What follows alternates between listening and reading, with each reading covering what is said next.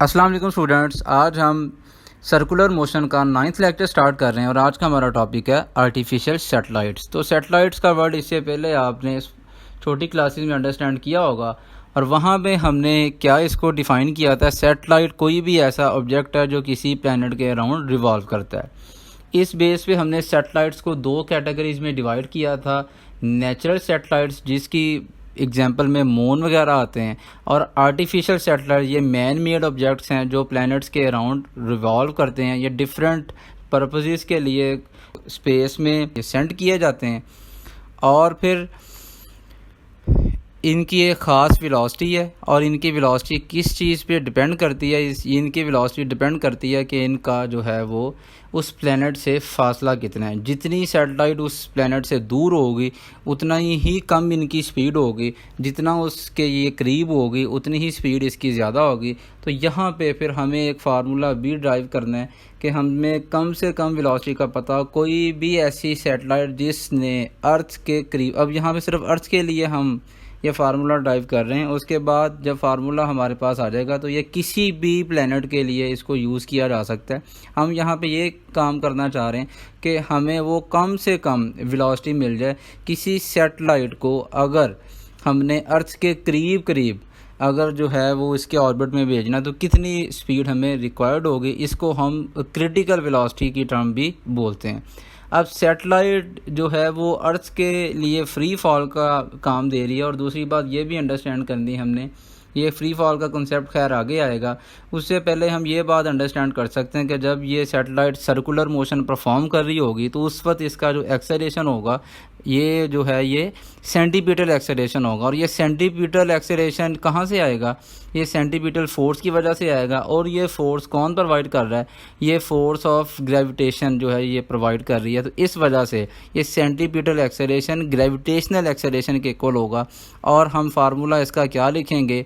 G = v² capital R. Capital R radius of अर्थ है। Height को हमने इग्नोर कर लिया क्योंकि हम अर्थ की सरफेस के करीब करीब लो फ्लाइंग जो है ये सैटेलाइट या लो ऑर्बिटिंग सैटेलाइट की हम यहाँ पे बात कर रहे हैं, तो इसलिए हमने हाइट का फैक्टर इग्नोर कर दिया। तो G = v²/r, यहाँ से v will be equal to gr²।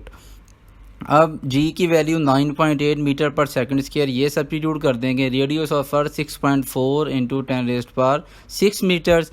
जब ये सब्स्टिट्यूट कर दिया और स्क्वायर रूट ले लिया तो वेलोसिटी हमारे पास आ गई 7.9 किलोमीटर पर सेकेंड। अप्रॉक्सीमेटली हम इसे 8 किलोमीटर पर सेकेंड या फिर 8000 मीटर पर सेकेंड या फिर 29,000 किलोमीटर पर आवर भी जो है ये बोलते हैं। और ये मिनिमम वेलोसिटी है। अब क्रिटिकल वेलोसिटी की क्या डेफिनेशन आ रही है? This is the minimum velocity necessary to put a satellite into the orbit. ये कम से कम वेलोसिटी है किसी सैटेलाइट को ऑर्बिट में भेजने के लिए। लेकिन ये कौन सा ऑर्बिट है ये पहले हमने स्पेसिफाई कर दिया, अर्थ के करीब। अर्थ के करीब हमने अगर किसी भी सैटेलाइट को ऑर्बिट में भेजना है तो ये हमें वेलोसिटी रिक्वायर्ड होगी। अब यहाँ पे जैसा कि मैंने कहा था ये किसी भी प्लैनेट के लिए यूज़ किया जा सकता है। तो अर्थ के लिए ये G की वैल्यू 9.8 यूज़ किया और रेडियस की वैल्यू 6.4 × 10⁶ यूज़ किया।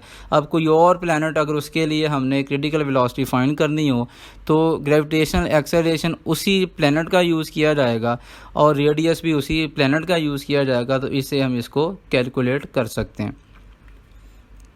और अब हमने टाइम पीरियड फाइंड करना हो कि ये कितना टाइम जो है ये लगेगा। अगर कोई सैटेलाइट जो क्रिटिकल वेलोसिटी से मूव कर रही है, जिसकी स्पीड अर्थ जिसका जो आल्टीट्यूड है वो अर्थ के तकरीबन करीब है। अब करीब इतना भी नहीं है लेकिन हम अप्रॉक्सीमेट ले रहे हैं कि अर्थ के करीब है, लो ऑर्बिटिंग सैटेलाइट है। तो इसके लिए टाइम पीरियड का फार्मूला आ जाएगा T = 2πr। ये पूरा जो है ये सर्कमफ्रेंस आ गया डिवाइड बाय v। 2 × पाई की वैल्यू 3.14 हमने जो है वो पुट कर दी और रेडियस की value 6.4 × 10⁶ metre divide by 7900 metre per second. यह टाइम पीरियड हमारे पास आ गया 5060 सेकेंड या 84 मिनट्स अप्रॉक्सीमेटली।